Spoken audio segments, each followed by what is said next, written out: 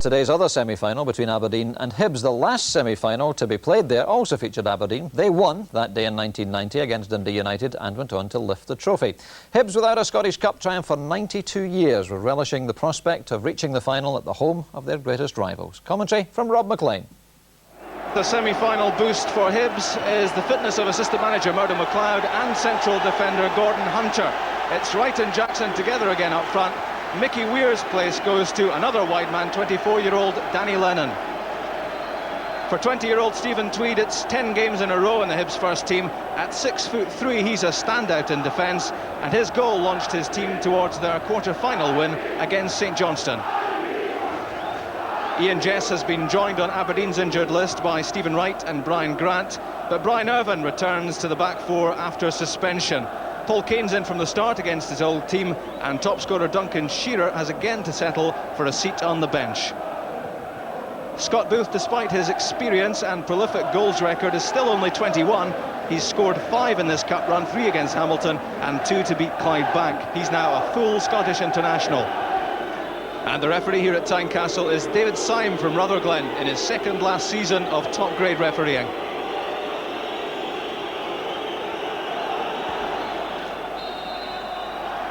Aberdeen kick off in the happy knowledge that in the 4 league meetings against Hibs this season they've won the lot, but that will matter for nothing if they can't get to the cup final.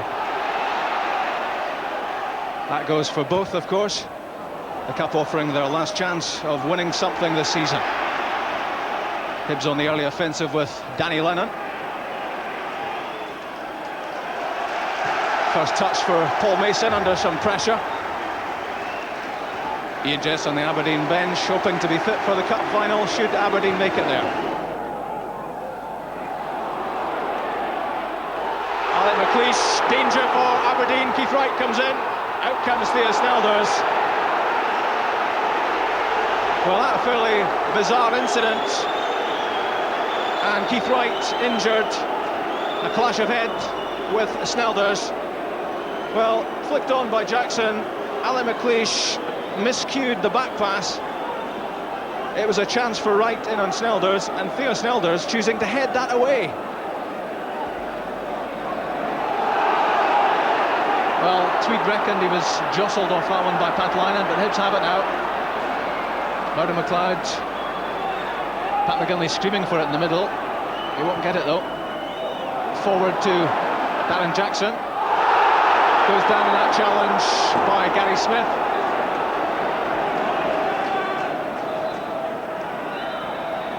But Hibs have the free kick.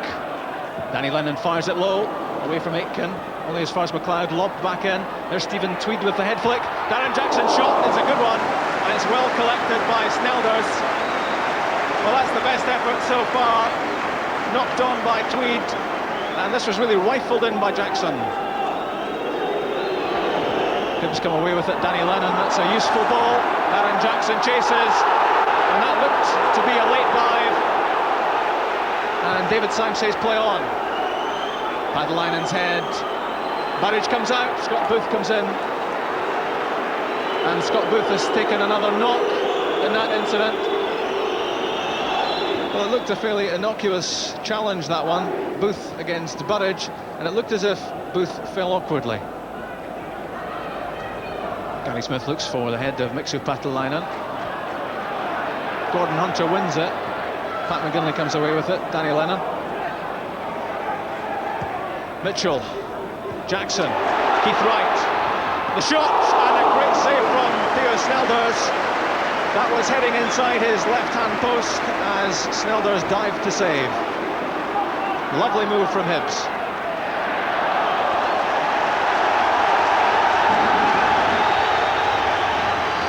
Well, it's Hibs who've had the closest things, the deftest of touches from Jackson. Wright didn't look as if he was going to make it, but he certainly did. Wright again. Flicked on by Wright. Jackson. Danny Lennon. Wright continuing his run. There he is. Trying to get in behind Gary Smith. But the young Aberdeen defender did well. Conceded the corner, but it could have been worse for Aberdeen there. Wright looking menacing.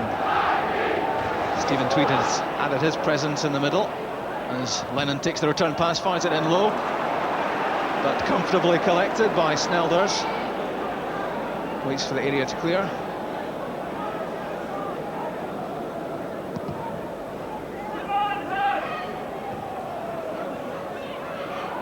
Chest control from Richardson.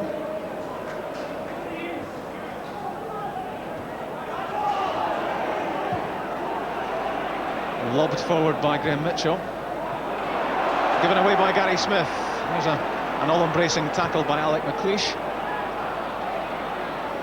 Miller under pressure from Paul Kane.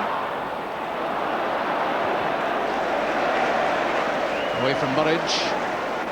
Under some pressure. Tweed's head. Pat McGinley. Right beaten by Irvine. Clever play by Smith. Scott Booth there trying to get back on side. The Hibs defence having moved out.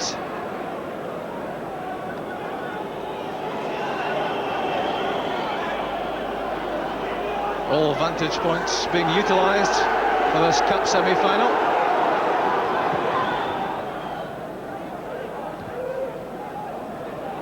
The Linen's header, Aiken goes to collect. Danny Lennon.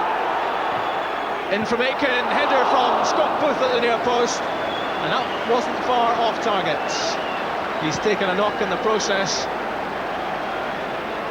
Well, it's been all action from Aiken in the first half as he's tried to turn this game Aberdeen's way. That was a good ball to the near post, which almost brought the game's opening goal. Persistence from Aiken to get past Lennon, and he picked out Booth, who was making the near post run.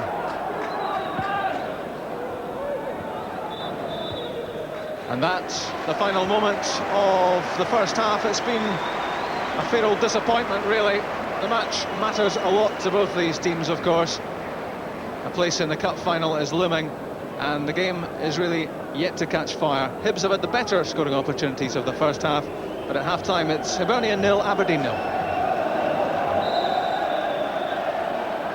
Hibs restart, and I think it's fair to expect that the second half will be more entertaining than the first. The first 45 minutes, the ball spending so much time up in the air. This game really needing someone to bring the ball down and start playing some football. Of the two, Hibs will be happier with the first period, creating a couple of half chances.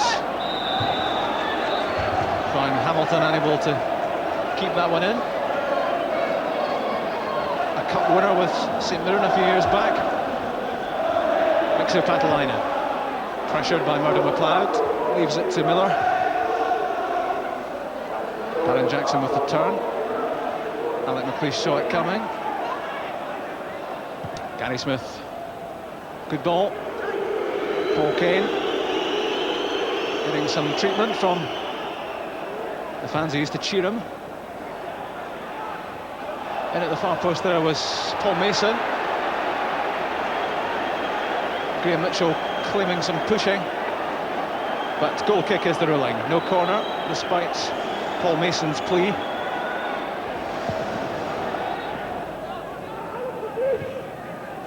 Irvine well above Keith Wright.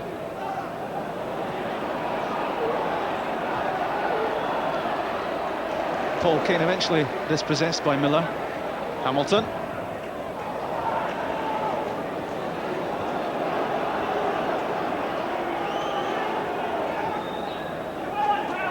Gary Smith has it. Mitchell wins. There's Pat McGinley. Lennon. Keith Wright is racing in the middle, but that's Pat McGinley. Timely intervention from Alec McLeish. He had to get that one absolutely right. He's done so well to get his place back in the Aberdeen team and in the Scotland squad. Now Smith. Kane is up ahead. There's Paul Kane. Great opportunity for Aberdeen. Kane into the middle. And Scott Booth has scored. Scott Booth's 6th cup goal of the season for Aberdeen. And that's the one which breaks the deadlock in this Tennant Scottish Cup semi-final. Gary Smith's through ball was perfection. Keane found himself in yards of room. He got to the byline. The cutback was tucked away by Booth. Well, Hibs will be disappointed defensively about this, because once Keane was clear of Miller, he could do practically anything he pleased, and he set up Booth for the game's opening goal.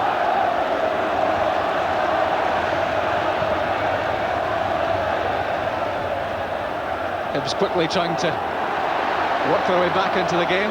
Brian Irvine a bit over-ambitious. Murdo McLeod dispossesses. Keith Wright at the edge of the area. Lovely ball, Pat McGinley! Claiming he was pushed by Aitken as he went into the area. Snelders collects and referee David Symes says play on. Hibs make a change. Murdo McLeod, the assistant manager, comes off, and Gareth Evans comes on. It's an attacker for a midfield player as Hibs go for the equaliser.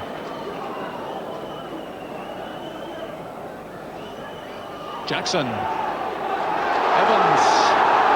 He's got some room on the right in the middle. Jackson getting there. Comes off Smith.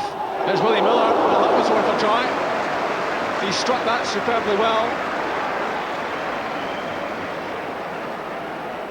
Snelders appeared to have that covered, but it was powerfully hit, not too far off target. And now is the time for Aberdeen to make a change as well. Roy Aitken. So both assistant managers are off now, and for the Dons it's Theo ten Kat, the Dutchman, who comes on in Aitken's place.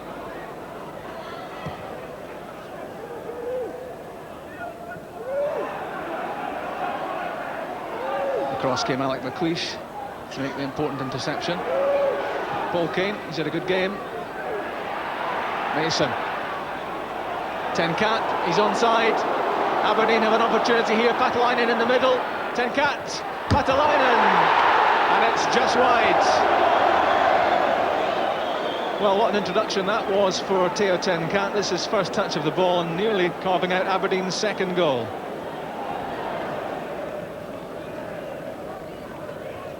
Stuart McKimmy's throw. It's won back by Paul Mason.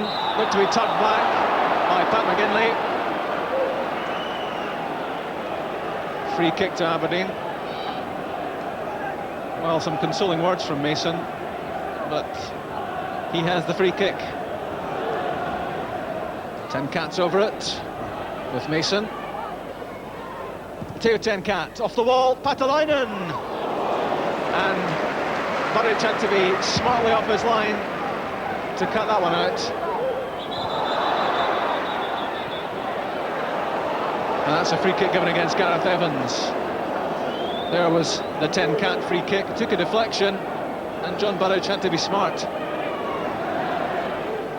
And some more seconds will fly by as Aberdeen make their second substitution, and it's goal scorer Scott Booth coming off to be replaced by top scorer Duncan Shearer.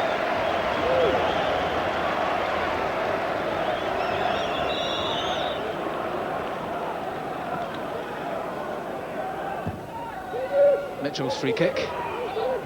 Pat McGinley knocks it in. Jackson. There's Tweed. Keith Wright! And what a save by Theo Snelders. And will that be the save that takes Aberdeen into the Tennant Scottish Cup final? There was the head flick from McGinley. Up in the air from Jackson. Stephen Tweed got a touch as well, and that was an international class save. Danny Lennon will take this corner kick.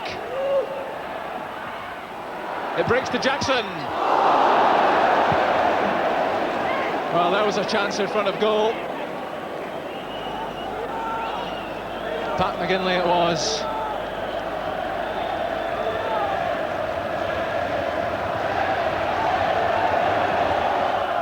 Theo ten Kat. That's a mistake by Stuart McKinney. Pat McGinley is away as the final whistle goes. It's relief from McKinney. It's delight for Aberdeen manager Willie Miller, who consoles Hibs manager Alec Miller. It's Aberdeen who are through to the final of the Tennent's Scottish Cup. Alec McLeish, the captain, and Brian Irvine joining in celebrations with Theo Snelders, who made that stunning save towards the end of the match, which saved it from going to a replay.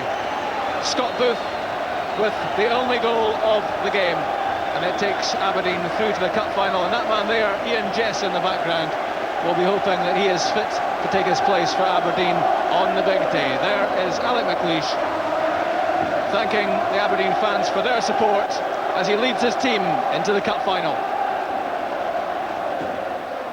You're always a wee bit relieved when you make it to the cup final, and it's something that we've been aiming for all this season, and it's something that keeps our season alive as well, so it's great. You'll be happy for yourself, but I guess you might be happy too for your old pal Ian Jess. Yeah, it's good. It gives him a little kind of date to aim for, and hopefully he's going to be back in time for the final. Do you really think he's going to make it?